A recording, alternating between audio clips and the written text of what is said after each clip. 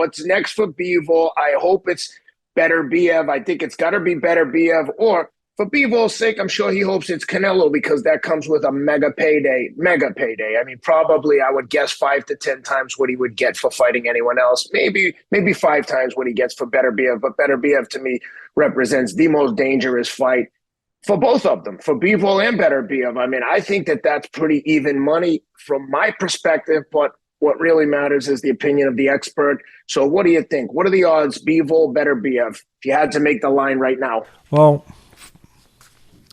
first of all, that's the fight I want to see. It's an interesting, intriguing fight.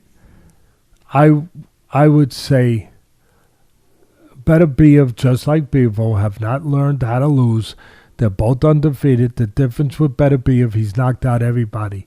He's broken everyone down. If he doesn't knock you out clean, he breaks you down. Like we talked about Rakhimov in the earlier fight. His pressure, his mental state, his ability to instill his physicality and his will on you, caves, just like I talk about all the time, pressure breaks pipes. Beterbiev looks to break people with that pressure. And he has so far, every time he's gotten in the ring. This is the one guy I believe can beat Beterbiev right now. Beterbiev's not getting younger. So whatever he's going to do, he better do it soon. Because he was in a lot of amateur fights and, a good amount of pro fights and tough fights. He's been on the floor. He ain't getting younger. Sooner or later, that rock will start to wear a little bit, chip a little bit. He's a rock. But you bang on that rock long enough, and then one day you come over and you rest on the rock. You just rest on it. You just lean against it, and a piece comes off. I don't know how far away he is from that day, but everybody who fights that kind of style gets to that day eventually. Right now, I would make Bivol the favorite. I would make him a slight favorite for Teddy Atlas.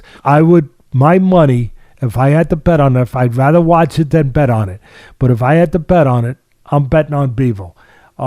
He's the one guy that, here's the key. Yeah, he's got the skill sets. Other guys have too. He's got the skill sets to beat Beterbiev. Other guys have too. But more importantly, he's got the mental approach, the mental togetherness to do it when the fire comes. He can put on an asbestos suit when the fire comes. He's not going to get disintegrated by the fire. I think with his background, Bivol, that he has shown me, and I'm going to trust it's there, and I believe it is there, he will have the mental resiliency, the mental endurance to continue to do what he has to do when the fire comes, when the moment comes, and that moment's going to come with Beterbiev, where he's going to keep coming, and I think where a lot of guys and everyone he's faced so far, he's gotten to. I don't think he gets to Bivol. That's why I want to see the fight. I want to see if he can. I'm going to bet that he can't. That at the end of the day, with all Bivol's physical skills, all the blocks of ability, there's the bricks of ability, if I use that description, the thing that really makes him into a solid house is the cement that keeps those blocks together when those blocks have to be kept together. And that cement, again, it's his mentality. And I think that mentality, that mental toughness, he's not a talker. He's not any of those things. Those are the toughest guys usually. He's a doer. He's a proud champion. And I believe that mental endurance will allow him to beat this monster, Beterbiev. And he's a monster. And listen, where Beterbiev is a lot better than Ramirez. First of all, he's a much better puncher. Much better puncher. These announcers were like making it sound like Ramirez was a huge puncher. I didn't see it. But anyway, that's okay. He's a real good puncher. A TNT puncher with either hand. Beterbiev. I laughed during the fight again. I giggled a couple times during the fight when the commentators said in the Bivol fight, "Oh, Ramirez ain't going to the body like he usually does." Well, maybe it's because he couldn't get to the body. Maybe it's because he was getting caught and counted the crap out of every time he tried to get close enough to go to the body. Maybe that's why. Now, that would be a big deal for Beterbiev to try to use his hard jab. He's got a very hard jab to kind of control Bivol on the outside. That's the breakdown for the people who are looking forward to this fight. He'd have to use that sledgehammer jab. He don't jab as much as Bivol, but it's hard. Kind of like Foreman's was hard. George Foreman. So he'd have to use that sledgehammer accurate jab to stabilize the boxing on the outside of Bivol. Then he'd have to find a way to get to the body. Take air out of the tires, where Bivol does such a magnificent job of, as I said, stepping out, stepping in. Start to flatten those tires a little bit. And Beterbiev's very good at going to the body. So that would be the things that he would have to bring for me, for Beterbiev to win that fight. I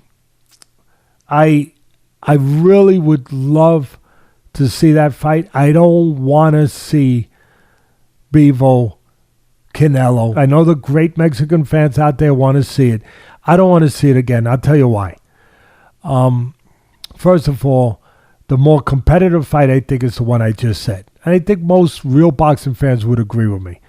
But the reason I really don't want to see Canelo, I'm going to tell you, I think you know this by now, Ken. I don't mince my words.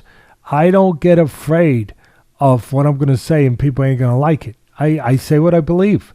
And some people like it, some don't like it. That's okay. But you know what? The whole industry is watching this show and listening to the show. We know that already. We have found that out already. And to me, I look at it kind of a little bit like the great Muhammad Ali, where he used to say, half the people come to my fights because they don't like me. Half come because they love me. But they all come. And as I just appreciate they keep coming. And so I'm going to keep giving them what they come for, whether they like it or not. Most of them like it. The truth. The reason I don't want to see Bivol Canelo 2 is I don't want to give these